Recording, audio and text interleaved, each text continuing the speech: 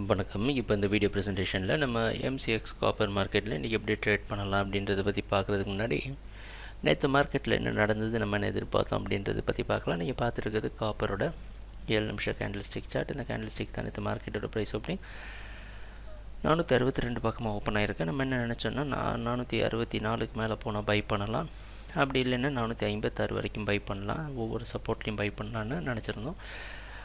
Price ஓரளவு கீழே வந்து 46 உடச்சி திருப்பி 67 வரைக்கும் போயிட்டு மறுபடியும் சரிவை கொடுத்து 460 சப்போர்ட் எடுத்து 463 க்ளோஸ் ஆகிருக்கு.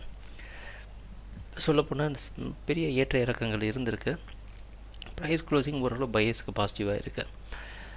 இன்றைக்கி என்ன பண்ணலாம் அப்படின்னு பார்த்தோன்னா, நம்ம திட்டத்தில் எந்த ஒரு மாற்றமும் இல்லை. 464க்கு மேலே போனால் ஒன்று பை பண்ணலாம், அப்படி இல்லைன்னா 458 57 வரைக்கும் வெயிட் பண்ணிவிட்டு திருப்பி பை பண்ணலாம். 56 வரைக்கும் பை பண்ணி 55 ஸ்டாப் லாஸ் வச்சு ட்ரேட் பண்ணலாம்.